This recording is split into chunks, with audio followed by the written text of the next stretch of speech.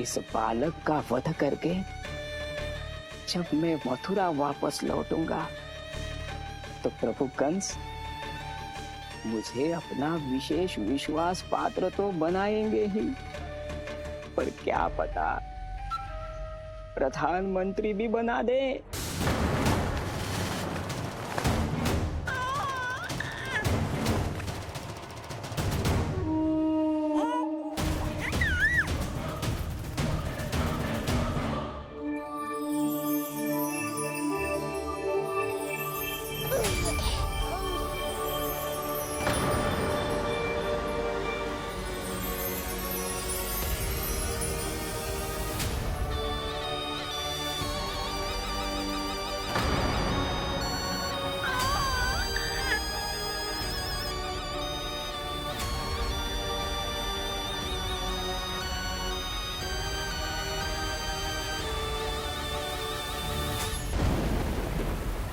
प्रलय आने वाली है, प्रलय आने वाली है, प्रलय आने वाली है।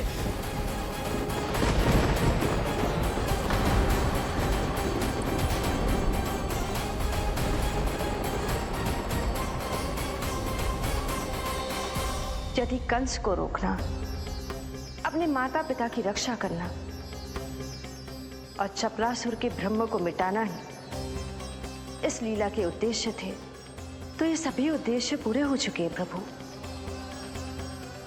अब तो ये प्रलय रुकनी ही चाहिए। ये केवल सखा की लीला ही नहीं है देवी पार्वती, उनकी माया का उदाहरण भी है। मार्कंडेय ऋषि को दिए गए वरदान को पूरा करने के लिए ही ये सब हो रहा है। कौन सा वरदान प्रभु? प्रभु की माया को साक्षात अपनी आंखों से देख पाने का वरदान।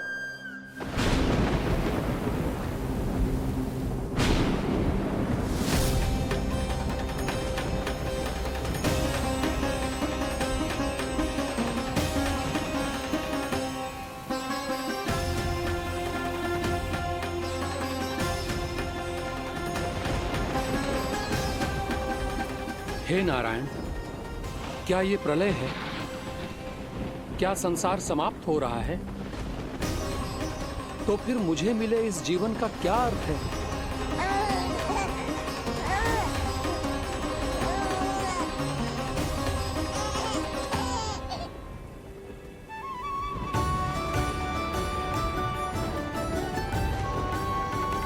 ये बालक यहां कहां से आया?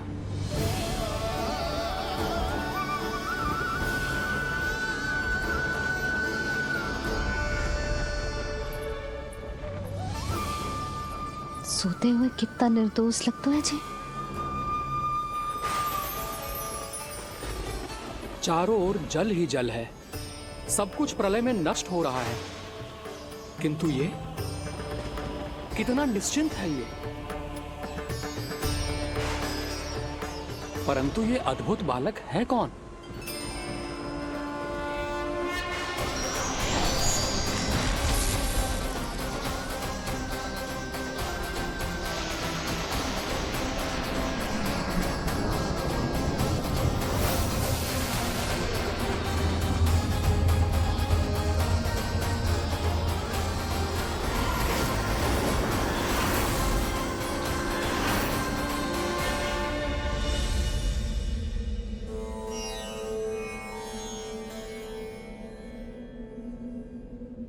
जिन घने काले बादलों ने आकाश को घेरा हुआ था, कहां गए वो? यहां तो प्रलय का कोई चिन्ह ही नहीं है।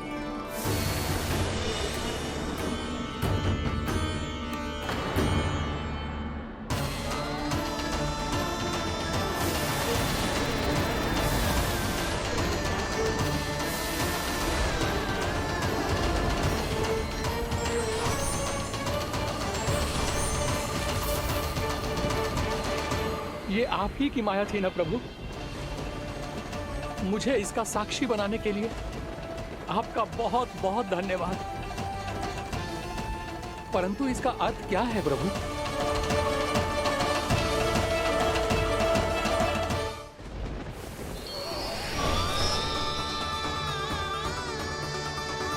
प्रभु,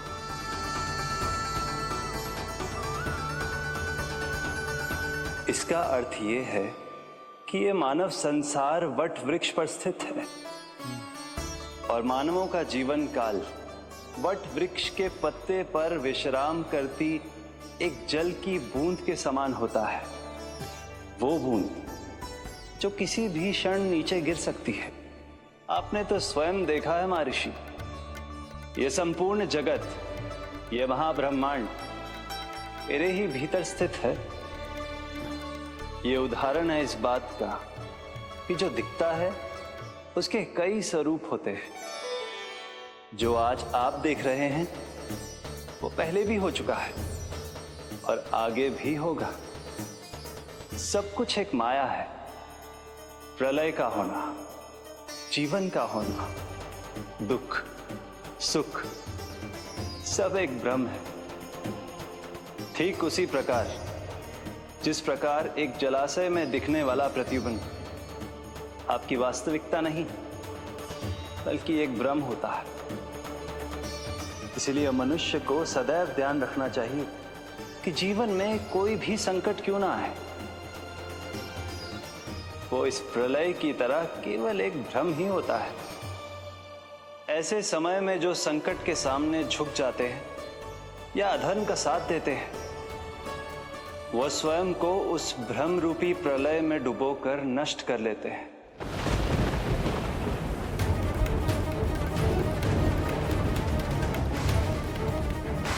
पर जो मेरी शरण में आकर संकटों का सामना करते हैं, वह स्वयं को कठिन से कठिन प्रलय से भी उभार लेते हैं। किंतु प्रभु, सभी व्यक्तियों में संकटों का सामना करने का साहस नहीं होता। कृपा करके आप कुछ ऐसा कीजिए जिससे आपके भक्तों को इतना बल मिले कि वो कठिन से कठिन परिस्थितियों का सामना भी सहर्ष कर सकें।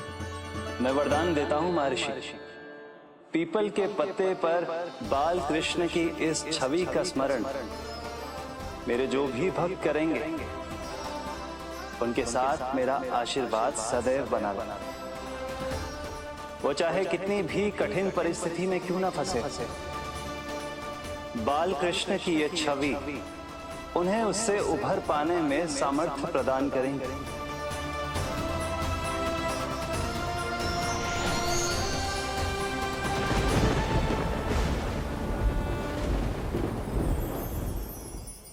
अद्भुत। तो ये कोई साधारण लीला या भ्रम नहीं था, मानव मात्र को नारायण से मिला वरदान था ये। पर अब क्या होगा प्रभु? कैसे रुकेगी ये प्रलय?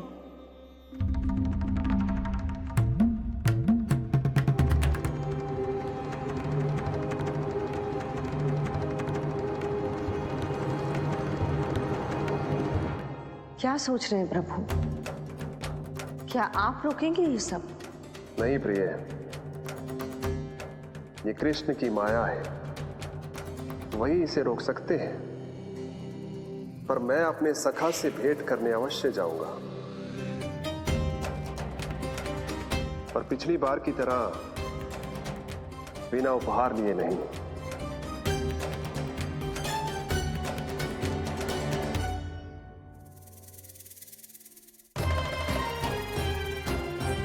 उपहार?